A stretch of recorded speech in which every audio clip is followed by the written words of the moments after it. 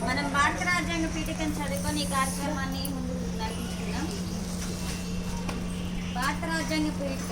భారత ప్రజలమైన మేము భారతదేశాన్ని సర్వసత్తాక సౌమ్యవాద లౌకిక ప్రజాస్వామ్య గణతంత్ర రాజ్యంగా నిర్మించుకోవడానికి పౌరులందరికీ సాంఘిక ఆర్థిక రాజకీయ న్యాయాన్ని ఆలోచన భావ ప్రకటన విశ్వాసం ధర్మం ఆదరణల స్వతంత్రాన్ని ఆస్తుల్లోనూ అవకాశాల్లోనూ సమానత్వాన్ని చేకూర్చడానికి వారందరిలో వ్యక్తిగత గౌరవాన్ని జాతీయ సమైక్యతను సంరక్షిస్తూ సౌభ్రాతత్వాన్ని పెంపొందించడానికి మన ఈ రాజ్యాంగ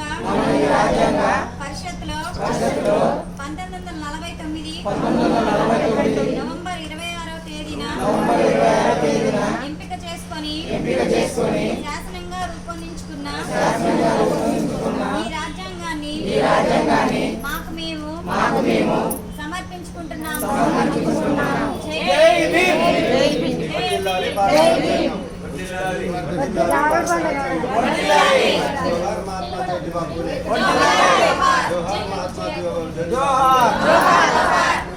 जय भीम, जय भारत राजा।